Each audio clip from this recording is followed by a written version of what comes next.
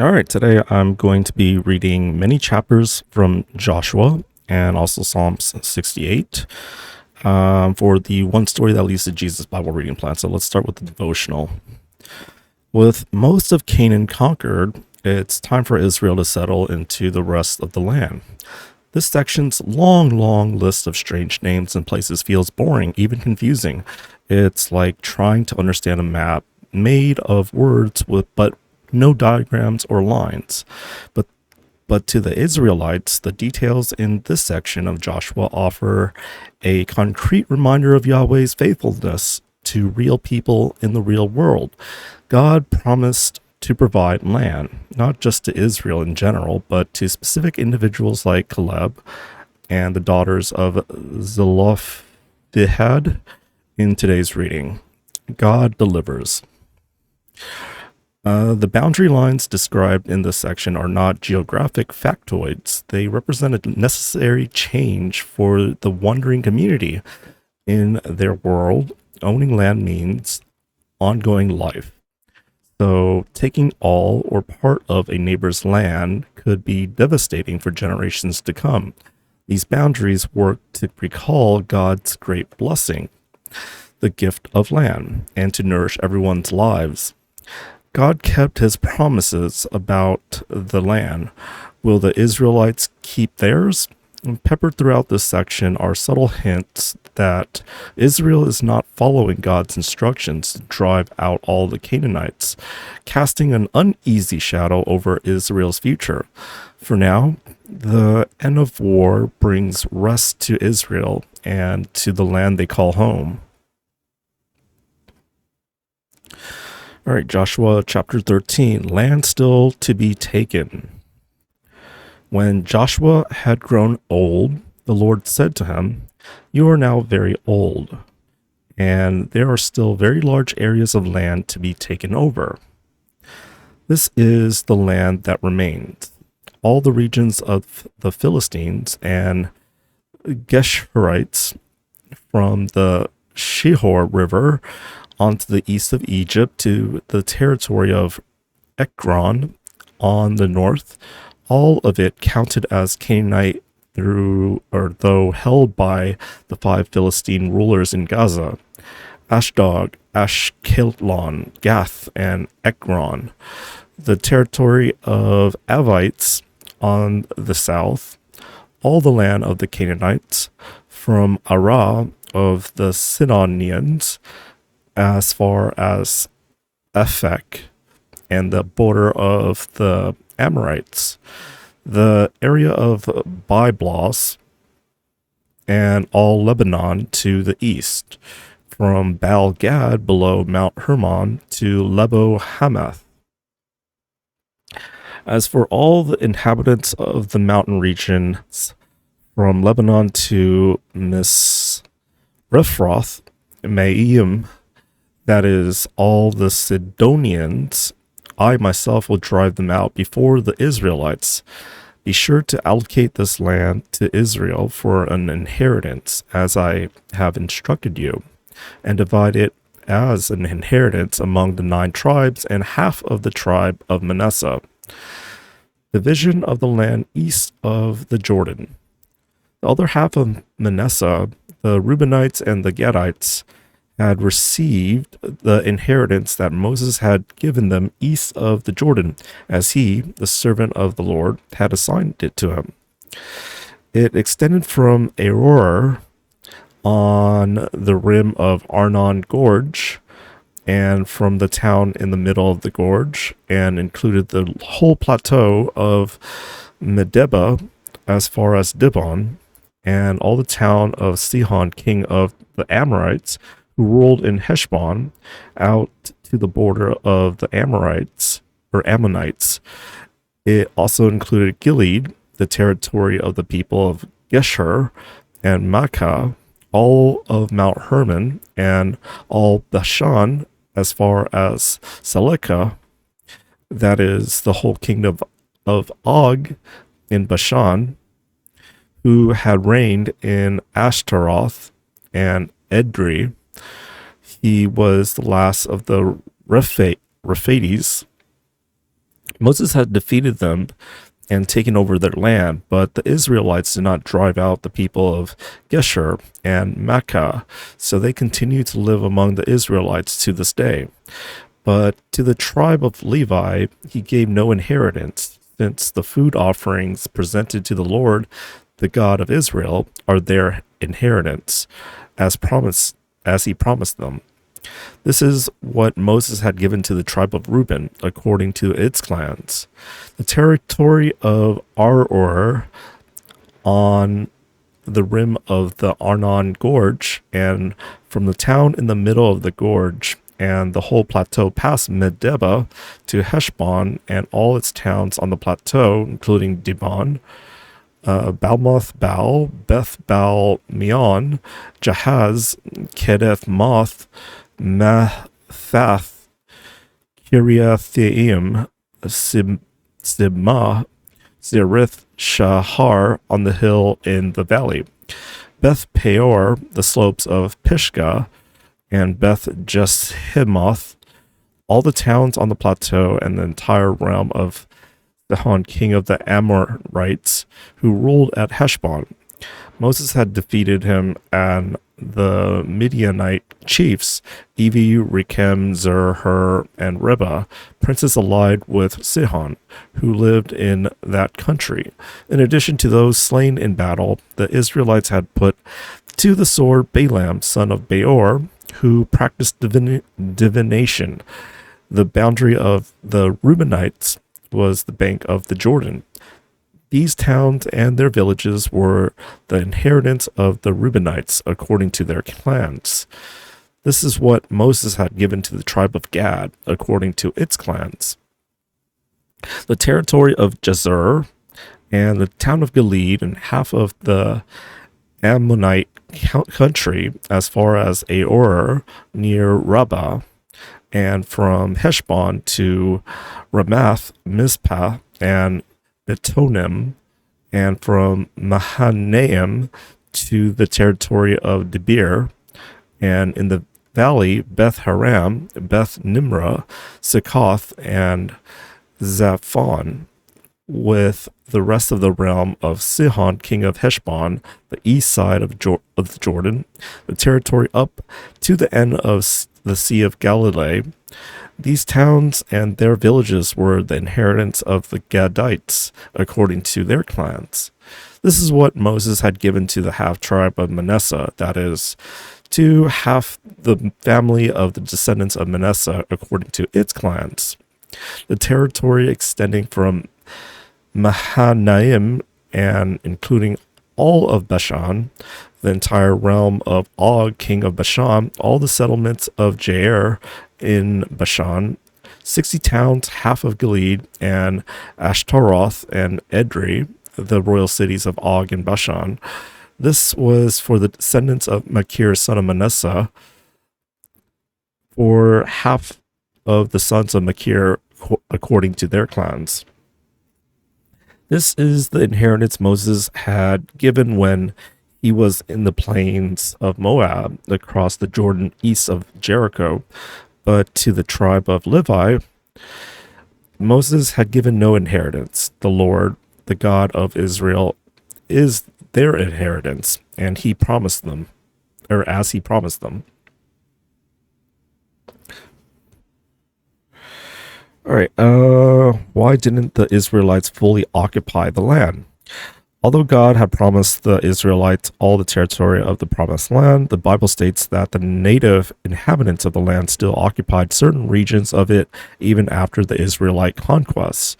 Near the end of his life, Joshua asked the people, "How long will you wait before you begin to take possession of the land that the Lord, the God of your fathers, had given you?"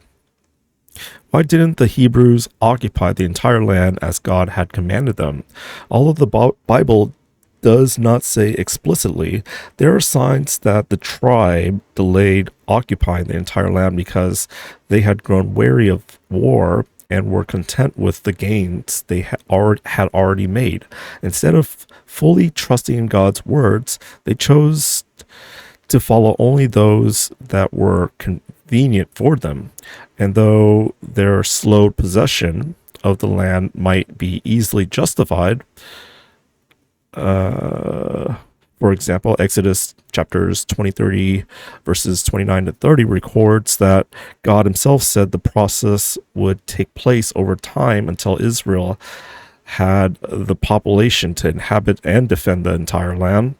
The people never completed the task the Lord had given them to drive out the inhabitants of the land, to take possession of the land and to settle it.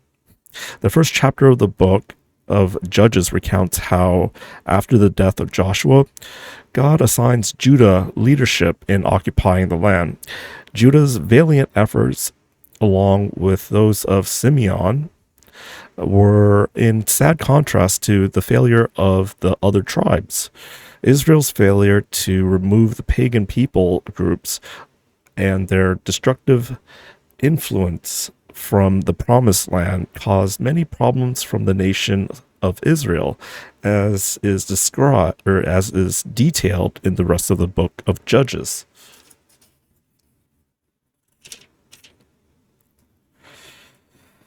All right, chapter 14, division of the land west of the Jordan. Now these are the areas the Israelites received as an inheritance in the land of Canaan, which Eleazar the priest, Joshua son of Nun, and the heads of the tribal clans of Israel allotted to them. Their inheritance were assigned by lot to the 9.5 tribes, as the Lord had commanded through Moses. Moses had granted the 2.5 tribes their inheritance east of the Jordan, but had not granted the Levites an inheritance among the rest. For Joseph's descendants had become 2 tribes, Manasseh and Ephraim. The Levites received no share of the land, but only towns to live in, with pasture lands for their flocks and herds. So the Israelites divided the land, just as the Lord had commanded Moses. Allotment for Caleb. Now the people of Judah approached Joshua at Gilgal, and Caleb, son of Jephunneh, the Kenizzite, said to him, "You know what the Lord said to Moses, the man of God, at Kadesh Barnea about you and me? I was 40 years old when Moses, the servant of the Lord, sent me from Kadesh Barnea to explore the land, and I brought him back a report according to my convictions. But my fellow Israelites who went up with me made the hearts of the people melt in fear. I, however, followed the Lord my God wholeheartedly. So on that day Moses swore to me, the land on which your feet have walked will be your inheritance and that of your children forever, because you have followed the Lord my God wholeheartedly. Now then, just as the Lord promised, he has kept me alive for 45 years since the time he said this to Moses, while Israel moved about in the wilderness. So here I am today, 85 years old. I am still as strong today as the day Moses sent me out. I'm just as vigorous to go out to battle now as I was then. Now give me this hill country that the Lord promised me that day. You yourself heard then that the Anakites were there, and their cities were large and fortified, but the Lord helping me, I will drive them out just as he said." Then Joshua blessed Caleb, son of Jephunneh, and gave him Hebron as his inheritance. So Hebron has belonged to Caleb, son of Jephunneh, the Kenizzite, ever since, because he followed the Lord, the God of Israel, wholeheartedly.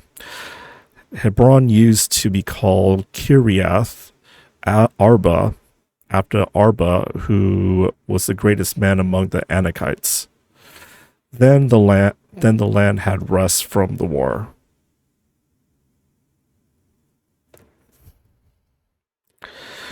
Who were the Anakites? The Anakites were the descendants of Anak and dwelled in the southern part of Canaan. According to Numbers 13, when the spies entered Canaan, 10 of the 12 became frightened when they saw that the people were of great size. Their cowardice and lack of faith convinced them that they were mere grasshoppers compared with the mighty Anakites, whom they referred to as Nephilim. Whether these inhabitants were true giants or only seemed so to the frightened Israelite scouts is unknown. Later in the Bible, David faced off against the Philistine giant Goliath, who was likely a descendant of Anak.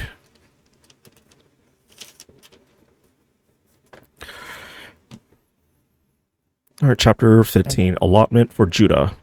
The allotment for the tribe of Judah, according to its clan, extended down to the territory of Edom, to the desert of Zin, and the extreme south. Their southern boundaries started from the bay at the southern end of the Dead Sea, crossed south of Scorpion Pass, continued on to Zin, and went over to the south of Kadesh Barnea. Then it ran past Hezron up to Adar and curved around to Karka. It then passed along to Asmon and joined the Wadi of Egypt, ending at the Mediterranean Sea. This is their southern boundary. The eastern boundary is the Dead Sea as far as the mouth of the Jordan. The northern boundary started from the Bay of the Sea the northern boundary started from the Bay of the Sea at the mouth of the Jordan, went up to Beth Hoglah, and continued north of Beth Araba to the stone of Bahan, son of Reuben. The boundary then went up to Debir from the valley of Achor and turned north to Gilgal, which faces the pass of Adumim, south of the gorge. It continued along to the waters of En Shemesh and came out at En Rogel. Then it ran up the valley of Ben Hinnom along the southern slope of the Jebusite city, that is Jerusalem. From there it climbed to the top of the hill west of the Hinnom Valley at the northern end of the valley of Rephaim.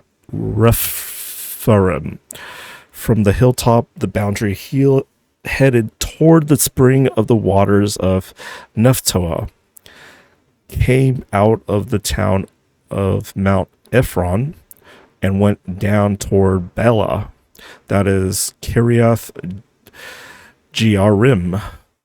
Then it curved westward from Bela to Mount Seir, ran along the northern slope of Mount Jearim, that is Kesalon, continued down to Beth Shemesh, and crossed to Timnah.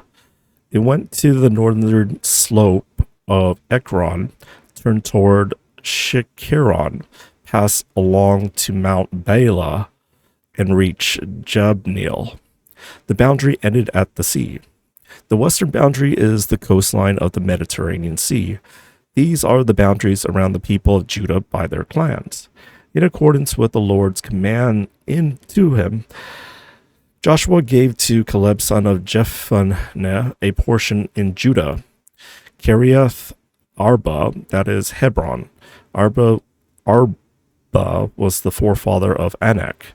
From Hebron, Caleb drove out the 30 Anakites, Shehai, Ahiman, and Talmai, the sons of Anak. From there, he marched against the people living in Debir, formerly called Kiriath Sefer. And Caleb said, I will give my daughter Achsah in marriage to the man who attacks and captures Kiriath Sefer. Othniel, son of Kenaz, Caleb's brother, took it. So Caleb gave his daughter Achsah to him in marriage. One day, when she came to Othniel, she urged him to ask her father for a field. When she got off her donkey, Caleb asked her, "What can I do for you?" She replied, "Do me a special favor, since you have given me land in the Negev. Give me also springs of water." So Caleb gave her the upper and lower springs. This is the inheritance of the tribe of Judah according to its clans. The southernmost towns of the tribe of Judah in the Negev toward the boundary of Edom were. I'm not going to read or try to read all of these, but there they are. In the western foothills, many more towns. In the hill country, lots of names of towns in the wilderness. Judah could not dislodge the Jebusites who were living in Jerusalem. To this day, the Jebusites live there with the people of Judah.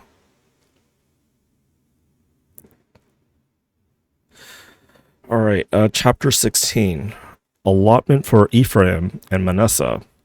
The allotment for Joseph began at the Jordan, east of the springs of Jericho, and went up from there through the desert into the hill country of Bethel.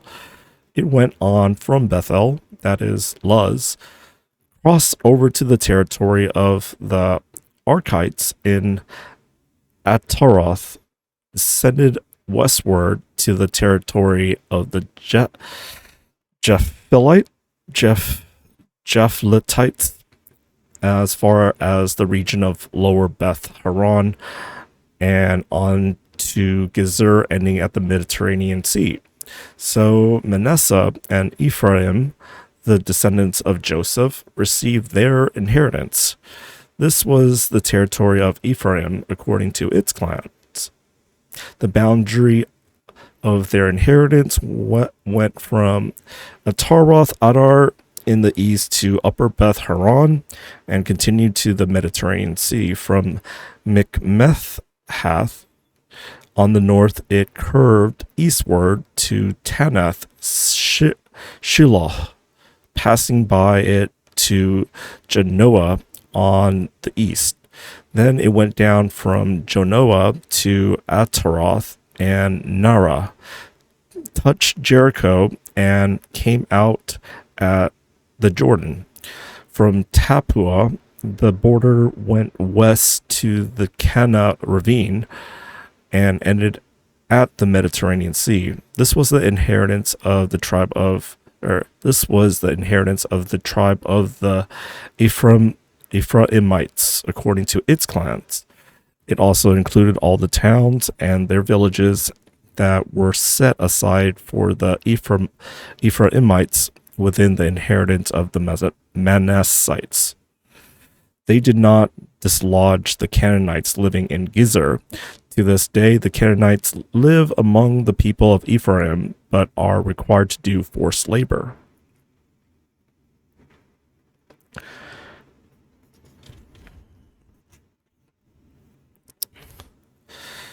All right, chapter 17.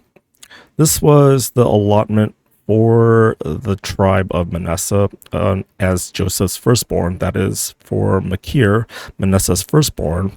Machir was the ancestor of the Gileadites, who had received Gilead and Bashan because the Machirites were great soldiers. So this allotment was for the rest of the people of Manasseh. The clans of Abizar, Helek, Azriel, Shechem, Hepher, and Shemitah. These are the other male descendants of Manasseh, son of Joseph, by their clans. Now Zelophehad, son of Hepher, the son of Gilead, the son of Machir, the son of Manasseh, had no sons but only daughters, whose names were Mala, Noah, Hoglah, Milcah, and Tirzah. They went to Eleazar, the priest, Joshua, son of Nun, and the leaders, and said, The Lord commanded Moses to give us an inheritance among our relatives. So Joshua gave them an inheritance along with the borders, or with the brothers of their father, according to the Lord's command. Manasseh's share consisted of 10 tracts of land besides Gilead and Bashan east of the Jordan, because the daughters of the tribe of Manasseh received an inheritance among the sons. The land of Gilead belonged to the rest of the descendants of Manasseh. The territory of Manasseh extended from Asher to Michmethath, east of Shechem. The boundary ran southward from there to include the people living in Tapua. Manasseh had the land of Tapua, but Tapua itself on the boundary of Manasseh belonged to the Ephraimites. Then the boundary continued south to the Kana ravine. There the towns belonging to Ephraim lying among the towns of Manasseh, but the boundary of Manasseh was the northern side of the ravine and ended at the Mediterranean Sea. On the south of the land belonged to Ephraim, on the north to Manasseh. The territory of Manasseh reached the Mediterranean Sea and bordered Asher on the north and Issachar on the east. Within Issachar and Asher, Manasseh also had Beth Shan, Ibleam, and the people of Endor, Tanakh, and Megiddo, together with their surrounding settlements. The third in the list is Nephroth. Yet the Manassites were not able to occupy these towns, for the Canaanites were determined to live in that region. However, when the Israelites grew stronger, they subjected the Canaanites to forced labor, but did not drive them out completely. The people of Joseph said to Joshua, "Why have you given us only one allotment and one portion for an inheritance? We are a numerous people, and the Lord has blessed us abundantly." "If you are so numerous," Joshua answered, "and if the hill country of Ephraim is too small for you, go up into the forest and clear land for yourselves there in the land of the Pezerites and Rephraites,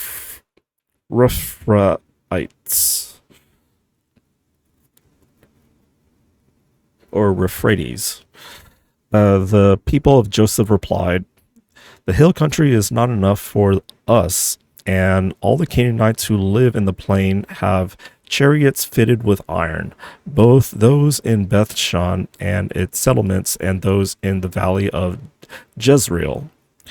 But Joshua said to the tribes of Joseph, to Ephraim and Manasseh, "You are numerous and very powerful.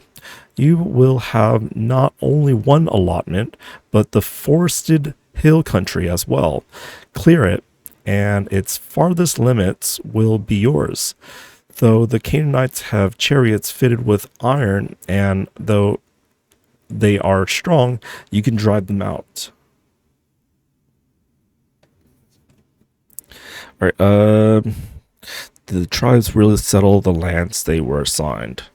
Let's move on. I have a lot to read today. Division of the rest of the land. Actually, let me take a sip of water.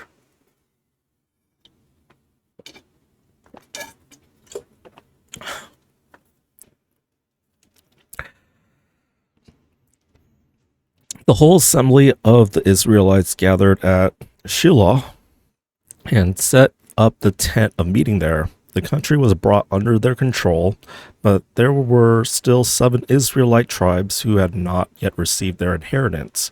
So Joshua said to the Israelites, "How long will you wait before you begin to take possession of the land that the Lord, the God of your ancestors, had given you?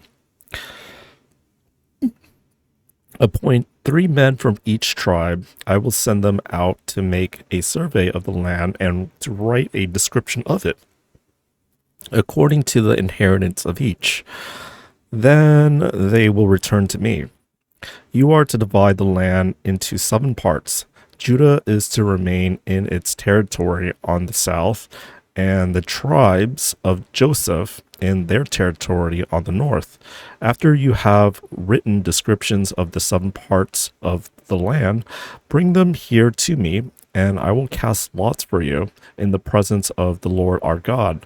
The Levites, however, do not get a portion among you, because the priestly service of the Lord is their inheritance. And Gad, Reuben, and the half tribe of Manasseh have already received their inheritance on the east side of the Jordan. Moses, the servant of the Lord, gave it to them. As the men started on their way to the map out the land, Joshua instructed them, "Go and make a survey of the land and write a description of it. Then return to me, and I will cast lots for you here at Shiloh in the presence of the Lord."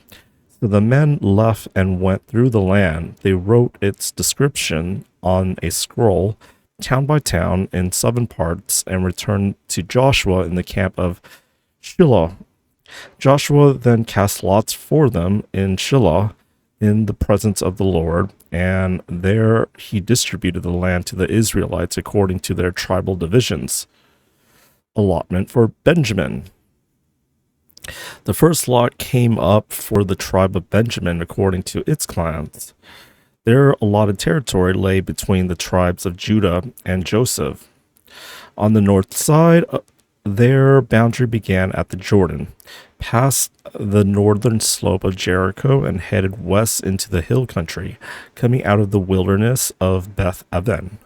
From there, it crossed to the south slope of Luz, that is Bethel, and went down to Ataroth Adar on the hill south of Lower Beth Horon, or Horon. From the hill facing Beth Horon on the south, the boundary turned south along the western side and came out at Kiriath Baal, that is Kiriath Jearim, a town of the people of Judah. This was the western side. The southern side began at the outskirts of Kiriath Jearim on the west, and the boundary came out at the spring of the waters of Nephtoah. The boundary went down to the foot of the hill facing the valley of Ben Hinnom, north of the valley of Rephaim. It continued down the Hinnom Valley along the southern slopes, or southern slope of the Jebusite city, and so to En Rogel. It then curved north, went to En Shemesh, continued to Geliloth, which faces the pass of Adumim, and ran down to the stone of Bohan, son of Reuben. It continued to the northern slope of Beth Araba and on down into the Araba. It then went to the northern slope of Beth Hogla and came out at the northern bay of the Dead Sea, at the mouth of the Jordan in the south. This was the southern boundary. The Jordan formed the boundary on the eastern side. These were the boundaries that marked out the inheritance of the clans of Benjamin on all sides. The tribe of Benjamin, according to its clans, had the following towns. Then there's a list of towns. This was the inheritance of Benjamin for its clans.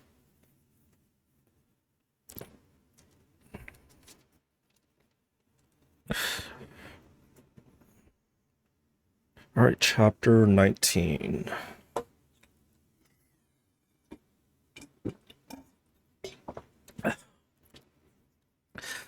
The allotment for Simeon.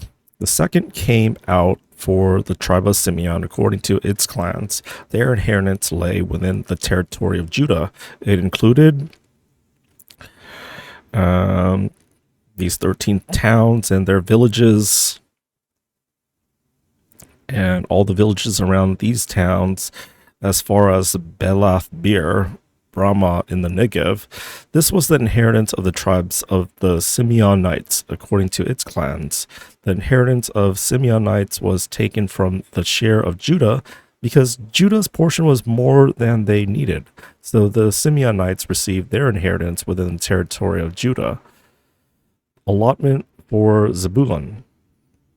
The third lot came up for Zebulun according to its clans. The boundary of their inheritance went as far as Sarid.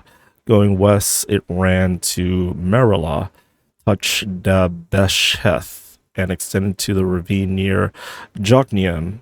And it turned east from Sarid toward the sunrise to the territory of Kishloth Tabor, and went on to Diberath and up to Japhia. Then it continued eastward to Gath Hefer and Eth Kazin. It came out at Rimmon and turned toward Nia. There, the boundary went around the north to Hananthon and ended at the valley of Ephathtael. Included were Katath, Nahala, Shimron, Idalah, and Bethlehem. There were 12 towns and their villages. These towns and their villages were the inheritance of Zebulun according to its clans. All right, so maybe I can skip over this allotment for Issachar. The fourth lot came out for Issachar according to its clans. Their territory included all these towns that are listed and areas, zones. There were 16 towns and their villages. These towns and their villages were the inheritance of the tribe of Issachar according to its clans. Allotment for Asher. The fifth lot came out for the tribe of Asher according to its clans. Their territory included a bunch of towns, zones, areas. There were 22 towns and their villages. These towns and their villages were the inheritance of the tribe of Asher according to its clans. Allotment for Naphtali. The sixth lot came out for Naphtali according to its clans. So a bunch of boundaries and towns are listed, all with interesting names. There were 19 towns and their villages. These towns and their villages were the inheritance of the tribe of Naphtali according to its clans. Allotment for Dan. The seventh lot came out for the tribe of Dan according to its clans. The territory of their inheritance included and so a bunch of towns. When the territory of the Danites was lost to them, they went up and attacked Leshem, took it, put it to the sword, and occupied it. They settled it in Leshem and named it Dan after their ancestor. These towns and their villages were the inheritance of the tribe of Dan according to its clans. Allotment for Joshua. When they finished dividing the land into its allotted portions, the Israelites gave Joshua son of Nun an inheritance among them, as the Lord had commanded. They gave him the town he asked for, Timnath Serah, in the hill country of Ephraim, and he built up the town and settled there. These are the territories that Eleazar the priest, Joshua son of Nun, and the heads of the tribal clans of Israel assigned by lot at Shiloh in the presence of the Lord at the entrance of the tent of meeting. And so they finished dividing the land. That's a lot of land, I'd say. Chapter 20. Then the Lord said to Joshua, "Tell the Israelites to designate the cities of refuge, as I instructed you through Moses, so that anyone who kills a person accidentally and unintentionally may flee there and find protection from the avenger of blood.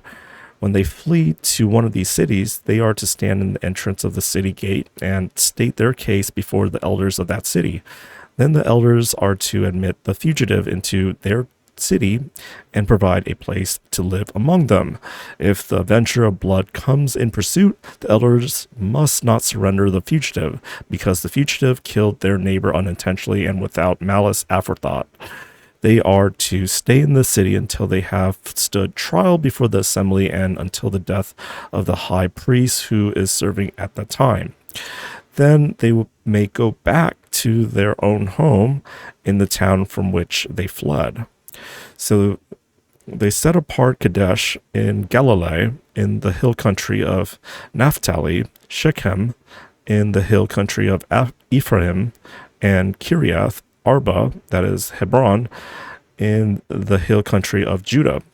East of the Jordan, on the other side of Jericho, they designated Bizar in the wilderness on the plateau in the tribe of Reuben, Ramoth in Gilead in the tribe of Gad, and Golan in Bashan in the tribe of Manasseh.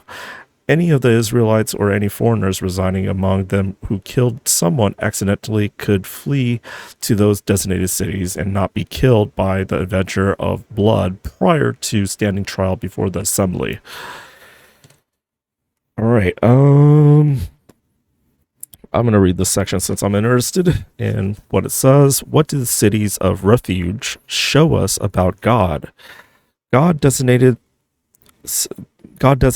cities of refuge to allow people who had unintentionally killed someone to find safe haven from the avenger of blood, a near relative of the deceased who had the obligation of exacting retribution. These cities are evidence of God's protection for those innocent of willful murder and his interruption of humankind's fixation on revenge.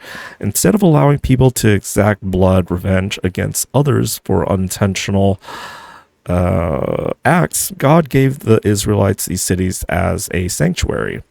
A trial had to be conducted after reaching the city of refuge in order to determine whether it was the case of premeditated murder or accidental manslaughter. Concerning intentional murder, the cities promoted the innocent until proven guilty motto that is the cornerstone of American law today. These cities also demonstrate God's acceptance of all people. They were not meant for exclusive use by the Israelites.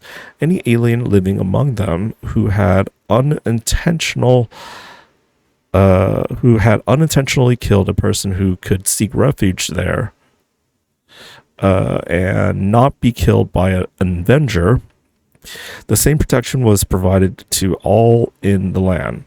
Although the Bible often contains stories that demonstrate how we humans have a tendency to run from our sins, passages such as Joshua 20 assure us that when we do make mistakes, God ensures that justice is administered accordingly. All right, chapter 21, Towns for the Levites.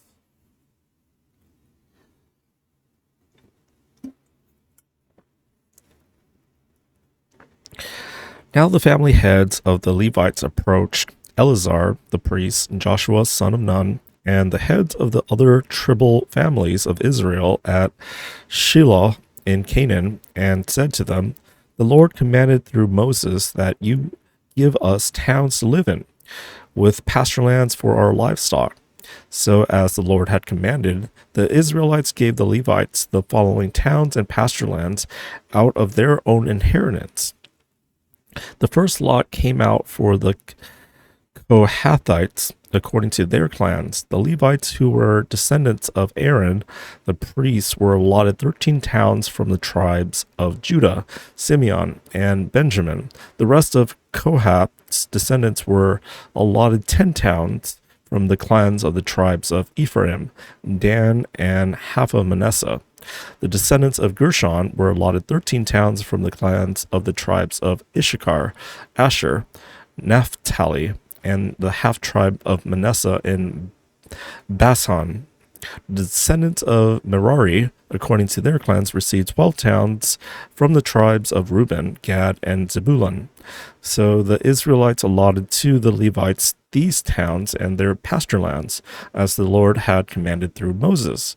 From the tribes of Judah and Simeon, they allotted the following towns by name. These towns were assigned to the descendants of Aaron, who were from the Kohathite clans of the Levites, because the first lot fell to them. They gave them Kiriath Arba, that is Hebron, with its surrounding pasture land in the hill country of Judah. Arba was the forefather of Anak, but the fields and villages around the city they had given to Caleb, son of Jephunneh, as his possession. So the descendants of Aaron and the priests, they gave Hebron, a city of refuge for one accused of murder, Libnah, Jatir, Eshtemoa, Holon, Debir, Ain, Judah, and Beth Shemesh, together with their pasture lands, 9 towns from these two tribes. And from the tribe of Benjamin, they gave them Gibeon, Geba, Anathoth, and Almon, together with their pasture lands, 4 towns. The total number of towns for the priests, the descendants of Aaron, came to 13, together with their pasture lands. The rest of the Kohathite clans of the Levites were allotted towns from the tribe of Ephraim. In the hill country of Ephraim, they were given Shechem, a city of refuge for one accused of murder, and Gezer, Kibzaim, and Beth Horon, together with their pasture lands, 4 towns. Also from the tribe of Dan, they receive El Tekah, Gibbethon, Aijalon, and Gath Rimmon, together with their pasture lands, 4 towns. From half the tribe of Manasseh, they receive Tanakh and Gath Rimmon, together with their pasture lands, 2 towns. All these 10 towns and their pasture lands were given to the rest of the Kohathite clans. The Levite clans of the Gershonites were given from the half tribe of Manasseh, Golan in Bashan, a city of refuge for one accused of murder, and Be Eshterah, together with their pasture lands, 2 towns. From the tribe of Issachar, Kishhion, Daberath, Jamuth, and Enganim, together with their pasture lands, 4 towns. From the tribe of Asher, Mishal, Abdon, Helkath, and Rehob, together with their pasture lands, 4 towns. From the tribe of Naphtali, Kadesh in Galilee, a city of refuge for one accused of murder, Hamath, Dor, and Kartan, together with their pasture lands, 3 towns. The number of towns of Gershonite clans came to 13, together with their pasture lands. The Merarite clans, the rest of the Levites, were given from the tribe of Zebulun, Jokneam, Karta, Dimnah, and Nahala, together with their pasture land, 4 towns. From the tribe of Reuben, Bezer, Jahaz, Kedemoth, and Mephath, together with their pasture lands, 4 towns. From the tribe of Gad, Ramoth and Gilead, a city of refuge for one accused of murder, Mahanaim, Heshbon, and Jazer, together with their pasture lands, 4 towns in all. The total number of towns allotted to the Merarite clans, who were the rest of the Levites, came to 12. The towns of the Levites in the territory held by the Israelites were 48 in all, together with their pasture lands. Each of these towns had pasture lands surrounding it. This was true for all these towns. So the Lord gave Israel all the land he had sworn to give their ancestors, and they took possession of it and settled there. The Lord gave them the rest of every side, just as he had sworn to their ancestors. Not one of their enemies withstood them. The Lord gave all their enemies into their hands. Not one of all the Lord's good promises of Israel failed. Everyone was fulfilled. I have a lot of gas. Ugh. All right. On to Psalms.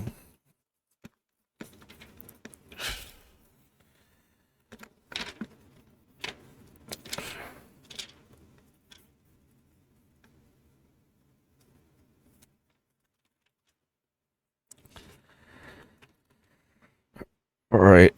Psalm 68. That's a pretty long psalm. For the director of music of David, a psalm, a song. May God arise, may his enemies be scattered, may his foes flee before him. May you blow them away like smoke, as wax melts before the fire. May the wicked perish before God, but may the righteous be glad and rejoice before God. May they be happy and joyful. Sing to God, sing in praise of his name. Extol him who rides on the clouds. Rejoice before him. His name is the Lord. A father to the fatherless, a defender of widows, is God in the holy dwelling. God sets the lonely in families. He pleads out the prisoners with singing, but the rebellious live in a sun-scorched land. When you, God, went out before your people, when you marched through the wilderness, the earth shook, the heavens poured down rain before God, the one of Sinai, before God, the one of Israel. You gave abundant showers, O God. You refreshed everywhere inheritance. Your people settled in it, and from your bounty, God, you provided for the poor. The Lord announces the word, and the women who proclaim it are a mighty throng. Kings and armies flee in haste. The women at home divide the plunder. Even while you sleep among the sheep pens, the wings of my doves are sheathed with silver, its feathers with shining gold. When the Almighty scattered the kings in the land, it was like snow fallen on Mount Zalmon. Mount Bashan, majestic mountains, Mount Bashan, rugged mountains. Why gaze in envy, you rugged mountain, at the mountain where God chooses to reign, where the Lord himself will dwell forever? The chariots of God are tens of thousands and thousands and thousands, and the Lord had come from Sinai into his sanctuary. When you ascended on high, you took many captives. You received gifts from people, even from the rebellious, that you, Lord God, might dwell there. Praise be to the Lord, to God our Savior, who daily bears our burdens. Our God is a God who saves. From the sovereign Lord comes escape from death. Surely God will crush the heads of his enemies, the hairy crowns of those who go on in their sins.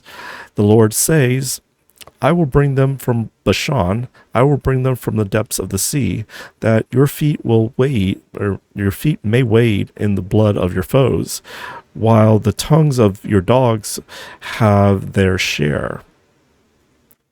Your procession, God, has come into view. The procession of my God and King into the sanctuary. In front are the singers, after them the musicians, with them are the young women playing the timbrels. Praise God in the great congregation. Praise the Lord in the assembly of Israel. There is the little tribe of Benjamin leading them. There the great throng of Judah's princes. And there the princes of Zebulun and of Naphtali. Summon your power, God. Show us your strength, our God, as you have done before. Because of your temple at Jerusalem, kings will bring you gifts. Rebuke the beasts among the reeds, the herds of bulls among the calves of the nation. Humbled may the beasts bring bars of silver. Scatter the nation who delight in war. And envoys will come from Egypt, Cush will submit herself to God. Sing to God, you kingdoms of the earth. Sing praise to the Lord, to him who rides across the highest heavens, the ancient heavens, who thunders with mighty voice. Proclaim the power of God, whose majesty is over Israel, whose power is in the heavens. You, God, are awesome in your sanctuary. The God of Israel gives power and strength to his people. Praise be God. All right, that's it for day 68 of the One Story That Leads to Jesus Bible Reading Plan. Cheers.